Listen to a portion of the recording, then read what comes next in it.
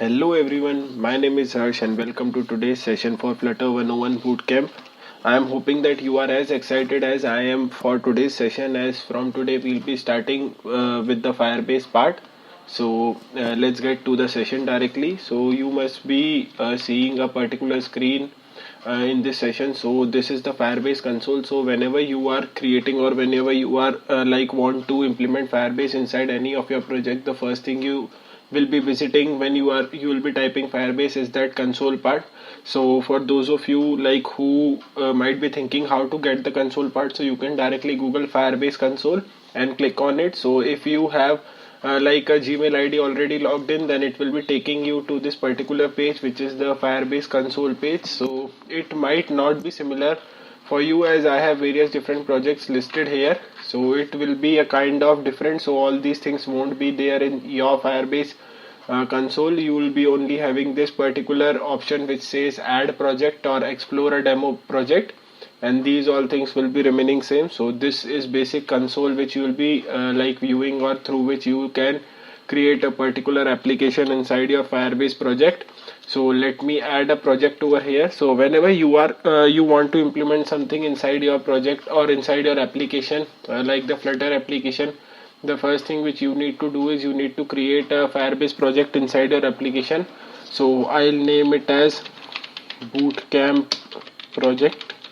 We created we worked with the Firebase part in the web development sessions as well. So if you want how you can work with the web part, you can watch those sessions. But for Flutter part, we will be seeing all the things. This session will be particularly a gist of what all we will be covering in the upcoming session. The second step after entering a project name is you can enable Google Analytics for the project. So Google Analytics will be providing for you with all these things related to your project. So I am keeping it as default and clicking on the continue. Next I need to select an account. So you will be having a default account for Firebase, which is the Gmail account which you are logged in with this in console. So when I click on this create project button, it will be taking around 5 to 10 seconds for creating this particular Firebase project, which named as Bootcamp project inside this particular Firebase console. So all the things related to the Firebase which throughout the particular bootcamp I'll be adding inside this project only. So the bootcamp project will be mostly having all the things. If there are some things which are already pre-implemented, then I'll let you guys know, else we'll be working on all the things from scratch. So when you will be clicking on done, it will be taking you to this particular page which tells you all the things about, which has all the things related to a Firebase project inside this. So through this option you can click on it and you can come on this particular page which gives you an overview of what all the things you are having. Through the settings page, you can either change project settings, you can change the permissions, you can change the usage and billing. Let's see the settings part. So here we have this ID and project number and other things related to the project. We haven't created any of the apps here, so it is saying that there are no apps in your project. You can also delete your project if you have worked on it, and if it is like a demo project and you want to save some resources for related to the project. So Firebase generally has a particular limit or the particular number of projects which you can add inside the Firebase console. So if you are exceeding that particular limit, so you won't be able to add other new projects. One thing which you can do is you can create a new Gmail ID and then you can create projects in that, but that spreads your project in various different accounts. So what you can do is you can delete the projects from here if it is like a demo project or it is not working or not useful for you. Not useful would be a better word to use. Next we have a cloud messaging part. So whenever you are trying to implement the cloud messaging, I'll be covering the cloud messaging a bit later in this session, the theory part only. So whenever you are working with the cloud messaging, then you can create or add server key from here. You can create key pair values from here. So this part you can add all those things here. Let's move to the integration part. So here you can see that various different products which you can add inside or integrate inside your application. So here that Google Analytics was enabled by default So here it says that free unlimited reporting up to 500 distinct events. So it will be providing us info related to 500 distinct events inside our particular analytics section. So here it's that section. We can also add the AdMob part. So you must have seen that now many of the apps are displaying ads inside them. So you can add the AdMob part as well and display the ads, and then generate some amount of revenue from those particular apps. We can also add the Google ads. So if we want like a particular targeted or particular niche audience should only view our ads related to a particular topic, so we can add that as well. We can add BigQuery to deal with the data which we are having, and we can display and videos in 360 with this. Similarly, we are having the Google Play option, and we are having Slack, Jira, cloud logging. So for logging the activities related to the cloud viewing and filtering the logs, we can use this. So these are the integrations which you can add inside your application. Next thing which I clicked on is a service account. So this basically tells you, so this is the one which you won't be interacting with like mostly inside your app. So let's skip this. Next is the privacy and the permissions thing. So let's skip the data privacy part and see the users and permissions.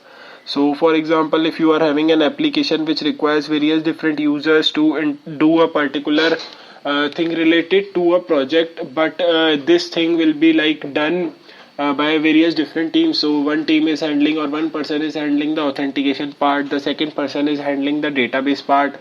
So you will be like needing two different persons connected to a particular ID. So you can add a member over here, and then you can assign a role to him. So either he will be an owner, he can be an editor of the project, he can be a viewer, so for viewing the project only, and we can also assign a Firebase roles according to that, and we can add an email ID to of that particular person whom we want to like get the access of this particular project. So this was for the project settings part. Next, let's move toward the usage and billing part. So currently my project lies under the free project quota. So mostly things are all generally completed or like generally available to all the users. We can use inside this free quota only, so we don't need to worry about it. I'll be covering about the pricing and what all things we get in the free quota later on in this session. Let's move toward what all things we are having. So we are having 3 to 4 sections over here in the in the left panel. So let's move towards the first one, which is having like build. So all the things related to a building of a project we are having here. So we are having this authentication part and different things related to that. Let me open one of my projects in which I have implemented all some of these things, so that I can give you a better gist of what all the things are and how you can add all these things. So I have added my registration app over here, and here inside the authentication part that you can see that I have implemented different sign-in methods inside my app. So the first one is this email and password sign in or login, and the second one is the Google sign in and login. So similarly you can add all the authentication features which are listed here. So you can add Play Games, Facebook, GitHub, Apple, Microsoft, Yahoo, and so on. And you can also authorize some particular domain. So if you are like having a domain of .gov.in or having a domain related to google.in or something like a particular domain, it should not be specifically related to gov or google, but like if you are having some particular domain and you want to authorize the domain, then you can add the domains over here. And then you can also add one account per email address. So a user will be able to create only one account per email address related to like his email. And then you can see here that manage sign up quota. So our application will be allowing only 100 new registration or 100 new like users to be added per hour. So that lies inside the free quota of our like usage. You can see here that it is listing me all the users, email ID of all the users who have logged in inside our application, and it is also showing me the option through which it has the user has logged in. So these I have logged in with email and password, this has logged in with Google, and similarly we can add the user as well. You can also see like when the user has signed in, when the user was created, what is the particular hash ID of that user. And after this we can add some templates. So these templates are generally related to the emails which will be sent to the user. So if you are adding a forget password option, or if you are adding an email address verification setting or email address change like option inside your application, so you can create a template related to that inside your application.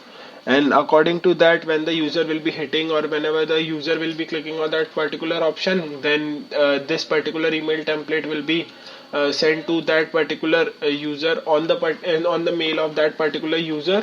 So here you can see the usage of the authentication feature, like how many users authenticate on a general basis. So this was for the authentication part. Now let's move towards the database part of our application. So now for the database part, we have two different things inside our application. The first one is the Cloud Firestore, and the second one is real-time database storage. So let's see the Cloud Firestore part. I'll be telling you which one is better a bit later.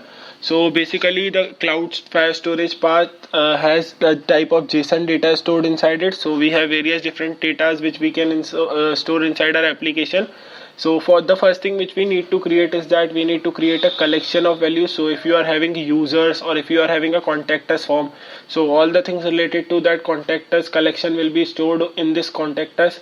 If we are having a event list form, so we are having an app in which we are listing all the different type of events, so all the things related to that particular event list will be stored in this event list collection. And inside it we can have various email IDs, and these email IDs can have data related to the particular things stored in the form of these documents. Whenever I'll be clicking on this edit icon, I can edit the data on the go through the Firebase console, through this Cloud Firestore console. And also I can trigger the particular functions from my code application, and then I can change the data whatever I want to change.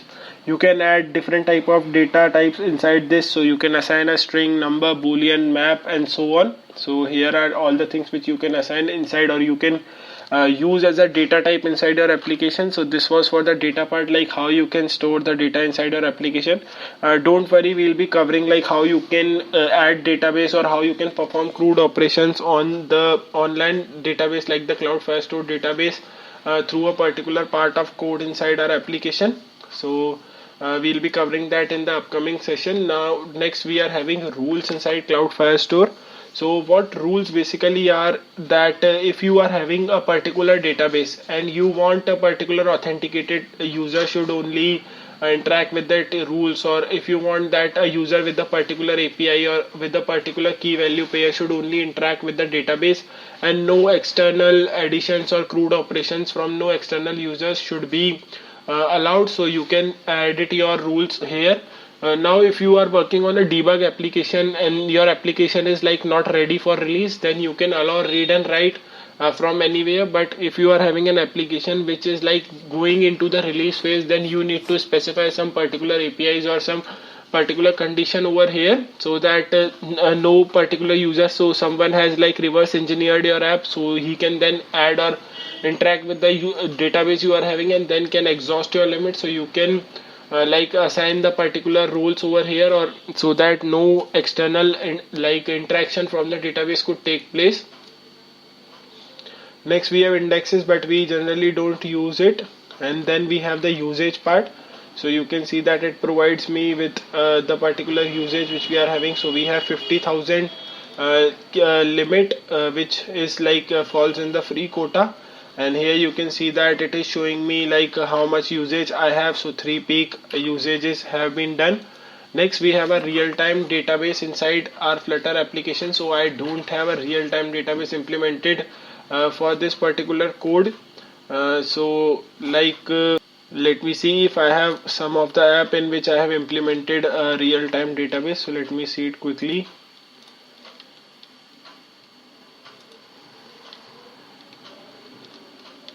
So yeah, this is I guess one of the app in which I had implemented real-time database, but then I shifted to the Cloud Firestore part. Let's see, yeah, so then I shifted to the Cloud Firestore part later on when I found out that Cloud Firestore is like generally used like thoroughly or like readily used inside today's industries. Then I shifted to the Cloud Firestore part. So like inside the real-time database, you have like this bucket and these list inside which you can store the database related to a particular thing. So I have like created the bucket with the name of the application, and later on I have added some list to it. So this is a particular hash key of the user which is generated whenever a user is interacting with the application. So you can also like get the hash key of the user or the UID of a user when a user is logged in with Gmail ID or from email or password or from a phone number. So this ID is UID which is generated. So I have used it as a top level list, and then I have added various different items inside this particular list. So similarly I have added data for different items inside it, and this data is also updated like on the go. So user will be triggering a particular function from his code, or like detecting a gesture being made, and on the basis of it, it will be changing the database over here inside this real-time database. Similar work goes for the Cloud Firestore thing. Next we have the storage part. So like in this storage, what thing takes place, you can store various different files or the various different data which you are having inside your application, or generating inside your application in this particular part. Or for this app, I am storing the images related, or the images which are being generated or saved by the user on cloud. So I am storing all those things over here. So inside it, that you can see it is showing me a white image or a white background text image stored inside this app. So you can also store PDF and various different type of data which you want your application to have inside or stored inside your this storage part. Next we have this hosting. So if you are working with the web part, or if you want your like mobile web app to be hosted on a particular server, or if your app is like React Native kind of, or like React app, so then you can host it with the help of Firebase. So we have covered the hosting part like in deep in the web development session. So make sure to check out the these Firebase sessions related to the web development, the 30 days of web development bootcamp which we had.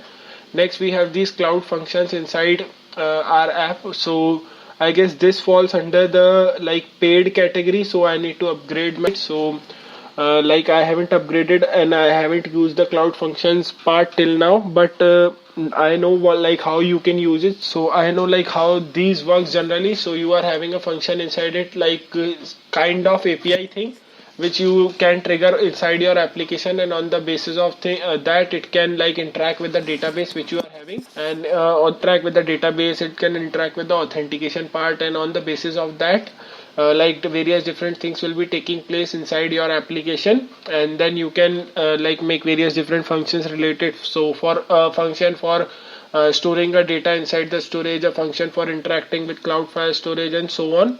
Next we have the ML part. So I have implemented the Firebase ML Vision in one of my apps, but I haven't worked with this ML part yet. So it is generally used for solving common problems inside our app with machine learning. So if we are having some particular type of data or something which we want to be auto worked on, so we can add this Firebase ML part. Like simply saying that you can implement the machine learning part inside your application through this machine learning section which we are having inside this app.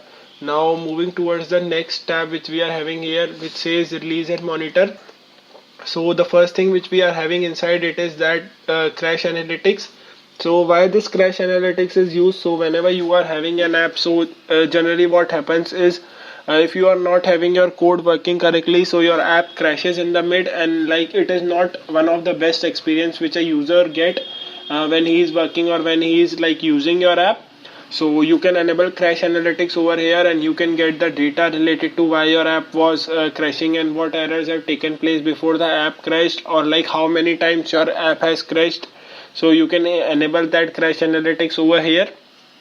Next we have this performance tab or performance option. So you can monitor the performance of your application by adding an SDK. So I guess you can add an iOS SDK and or the Android SDK.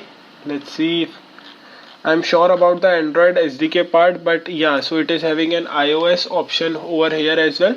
So you can also add an iOS SDK, and on the basis of that you can measure, or you can like get the performance, how the app is working and how the performance of the app has been throughout the build process and how it has been improved, like when the app is going inside the release phase. So you can monitor all those things from here.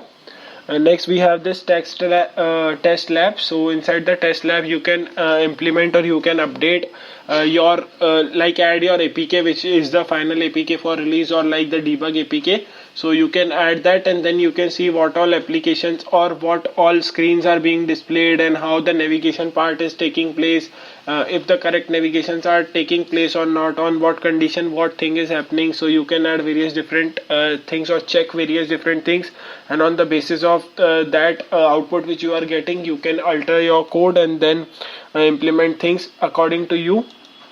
Next we are having this app distribution function, or this app distribution feature inside it. So if we want to distribute a pre-release version of our app to some of the trusted testers, so for example, if you let's take an example of Instagram. So you must have heard about the beta thing. So Instagram generally provides a beta update to some of the users who have already signed up for the beta testing thing. So they get an update, or they get an thing related to that earlier as compared to the other users, and on the basis of the usage and on the basis of the output they provide, the Instagram IT team generally like alters the code and then works on the issues which the users have faced. So you can also like do that, but it is generally used when your application is like working on a high scale and you want some features to be implemented, but those features are to be implemented only when they are useful for masses rather than some particular 4 or 5 users. So like you can use this as well. Now let's move towards the analytics part. So the analytics has a particular dashboard for it. So what all things you can see inside the analytics is that you can see like where the users are, not the specific location of the user, but like the geographic location. For example, if the user has used your app from India or from US, and the location of the user, the retention cohort, like how much weeks continuously the user has viewed your application. So you can see here that it is showing that 0% users have seen my application. So this was an app which I built like a few months back, so like I haven't also not used it from that time. So you can see all those things inside here, and you can enable or disable your analytics. So if you don't want the analytics to be visible to you, then you can turn them off. Next we have this real-time option. So it will provide you with the data related to the real-time users. So if a user is using your app in the real time in the last 30 minutes, then this number will be popped up, or you will be able to see this number.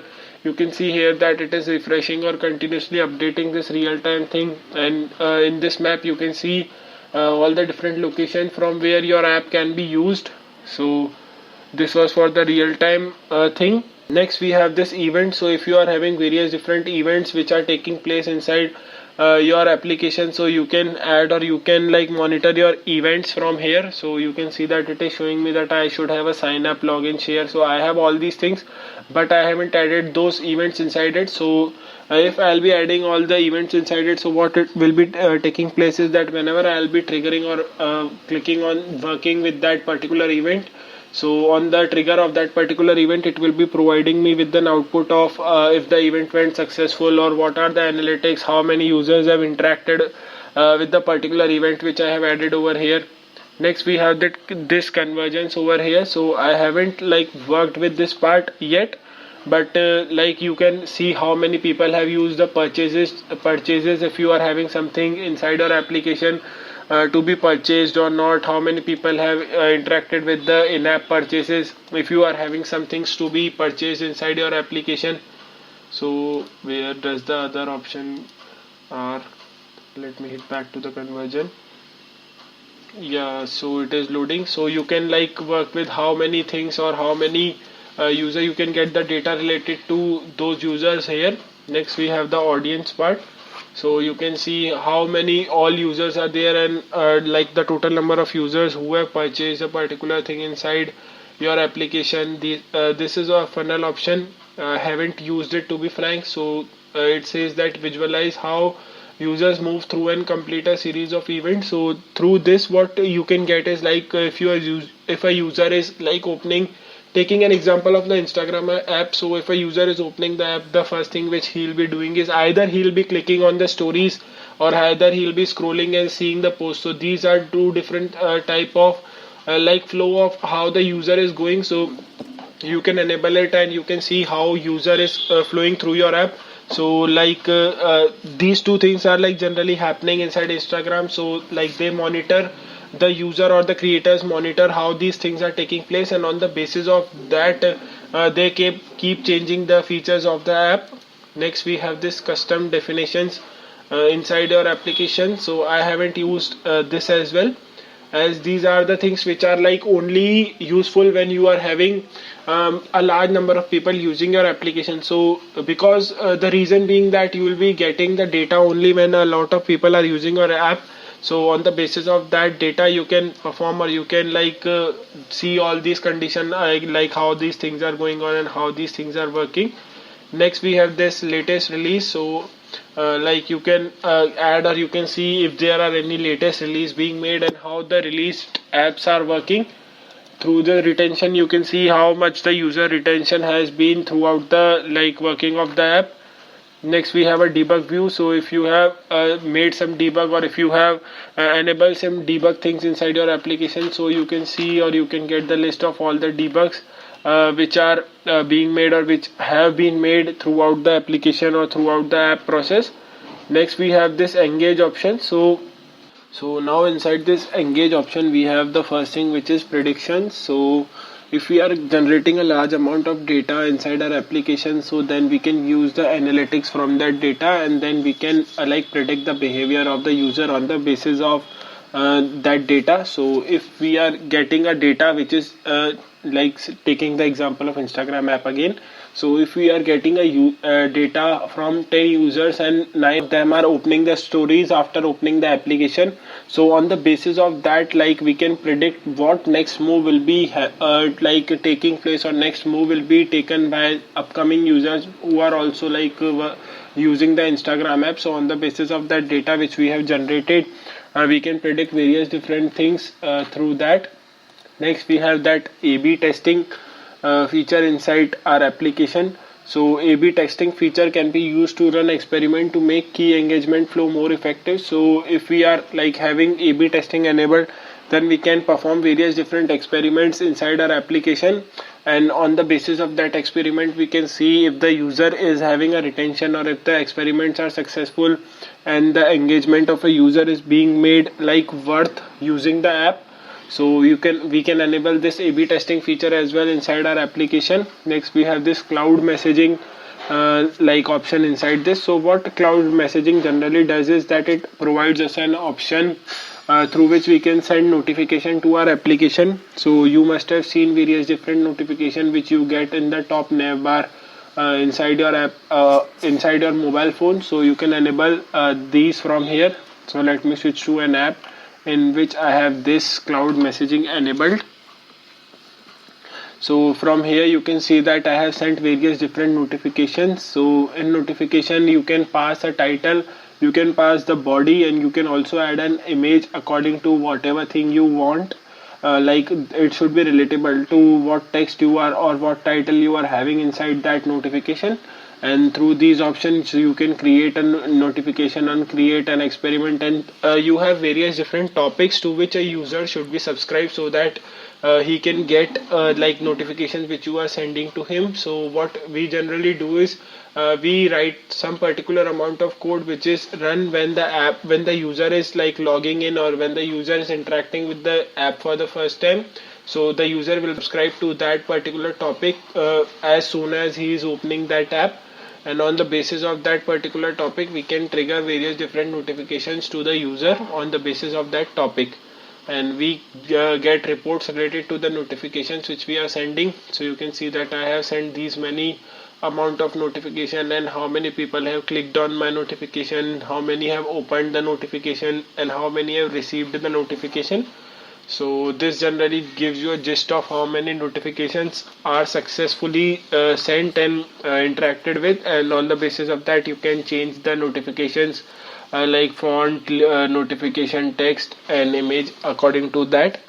Next we have that in-app messaging feature. So what is the use of this in-app messaging feature is that this in-app messaging feature is generally used when you are trying to have like a chatting application inside your app. So if you want to implement something like a chat feature or something like WhatsApp, then you can use this in-app messaging feature inside your application, and then you can send and receive message on the go. So user will be entering his message, clicking on send, and the another user will be getting the message on the go.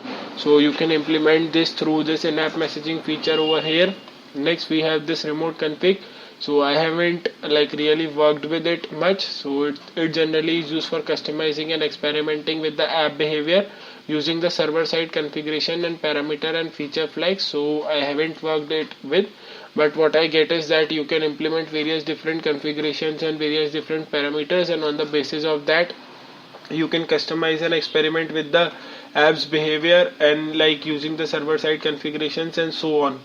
Next we have dynamic links inside our this engage option or engage tab. So when we want to send users to the right place inside our application, so we can enable dynamic links. So for example, if I want the user to visit a particular screen which is displaying like the orders which he has made earlier. So for example, he has made an order, so I want to send him a notification that your order is successful. Click on this notification to see your order details. And so I must be needing a particular dynamic link for that particular order details page. So I can also add the dynamic links from here. So I haven't used it like much, but yeah, you can do create different dynamic links from here. And for the AdMob part, as I have told you, that you can add various different ads inside this app or inside your app, so that you can generate some amount of revenue if the people are seeing your ads or not.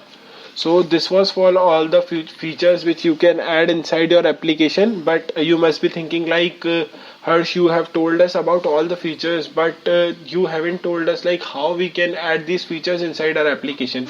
So for like adding these features inside your application, what you need to do is you need to add an app inside your Firebase project you are having. So the options which are available here is that you can either add an iOS app, you can either add an Android app and web app. So this web part is covered inside the 30 days of web development session, so you can refer that for more info on this. You can add a Unity game or something related which you are creating inside the Unity Studios, so you can add that so that you can get the analytics of particular thing related to that. So whenever you will be clicking on this particular option or any of this particular option, it will be taking you to the registration page, so you can register your app from here. So the first thing which you need to do is you need to add your company or the Android package name. So where you will be getting it, you will be getting it inside the Android manifest file. So don't worry, I'll be covering from the basics like how you can get and how you can fill all those things inside your app throughout the like sessions we will be having, upcoming sessions. You can next add an nickname for your application. So let me add something basic, company dot nickname, and for the nickname let me add nickname. So this nickname is optional, so you can skip it. Next we need to add a debug signing SHA key. So we need this key for like creating dynamic links related to our application, and for Google sign in and phone number support for authentication. So you can see here that it says that why we need this. So if we are creating dynamic link inside a particular app, so we need this SHA key as well. For now, as it is optional, let me skip it, and when we'll be working with the Google sign-in part, then we'll be seeing how we can add the SHA key. And I'll click on register app. So the app will be registered, but before that we need to work with the various options which are available here. So we need to download the Google services JSON file from here.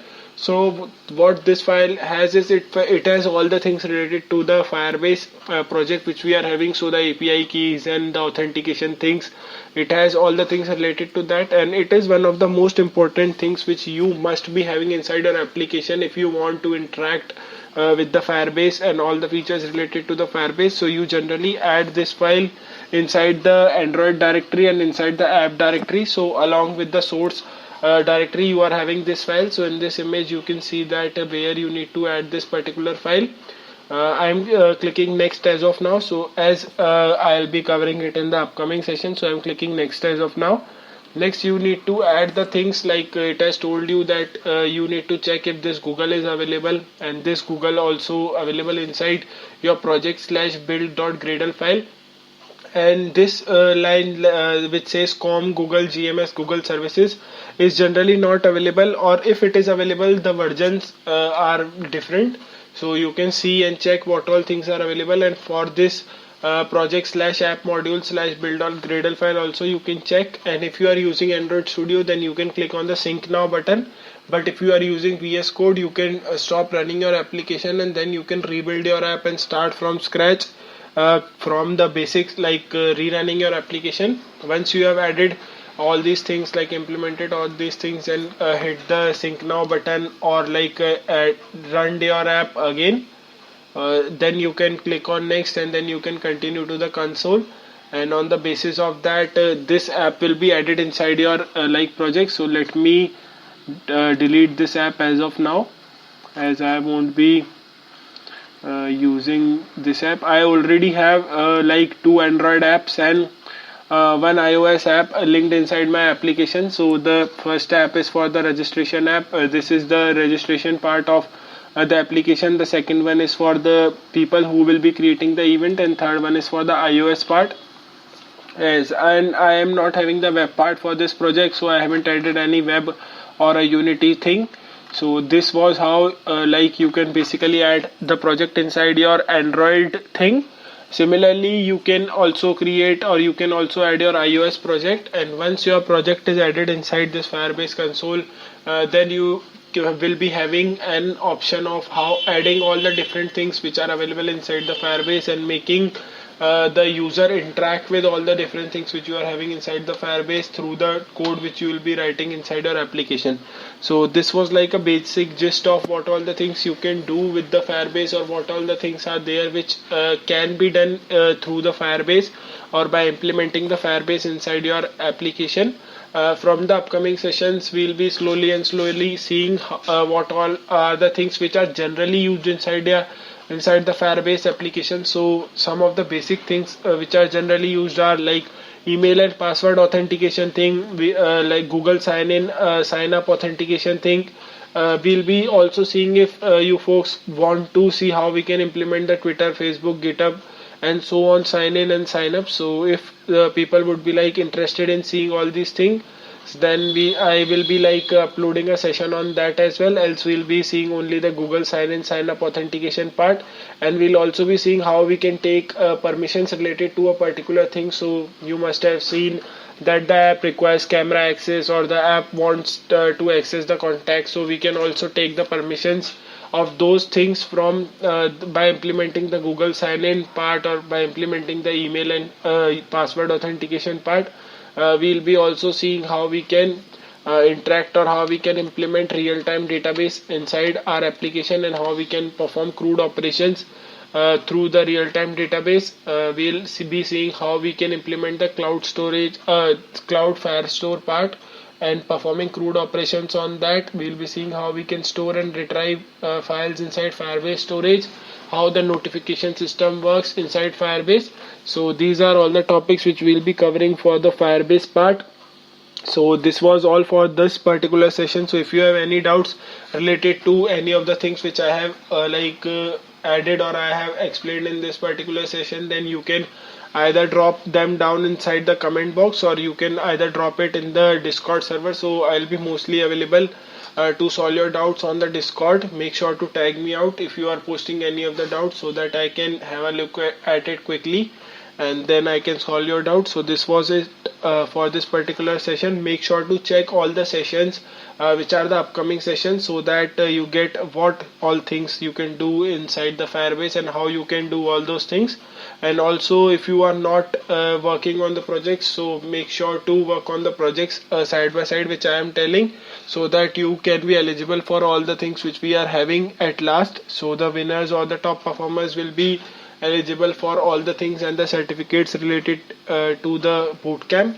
So yeah, this was all for the session, and thanks everyone for joining in.